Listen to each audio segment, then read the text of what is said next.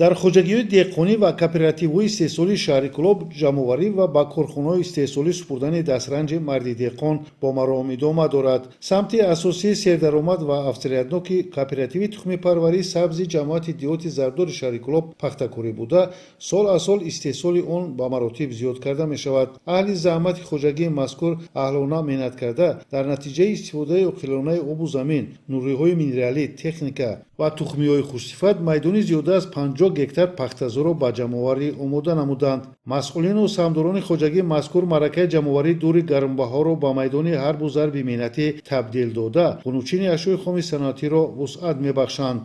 дар натиҷаи меҳнати ҳалол мо тухмии хушсифат, культиватсия ва сари вақт об додани пахта ва нурои минералӣ додем ва дида истодем ки ҳосили хуб мо ба даст оварда истодем. роҳбари хоҷагӣ аз таъмини нашонаmoи ниҳолҳо изҳори қаноатмандӣ менамояд. дар таъмини нашонамо ва серҳосилии майдони пахтазор заҳмати саҳмдорон ва механизаторони хоҷагӣ эҳсос гардида, барои беталаф ҷамъоварӣ намудани ҳосили ба дастомада зиёда аз 80 нафар чинакчиён дар ғунучини ашёи хоми саноатӣ саҳми босазо гузошта, музди меҳнати чинакчиён ҳамарӯза ба ҳар як килограмм яксомонӣ пардохт карда мешавад.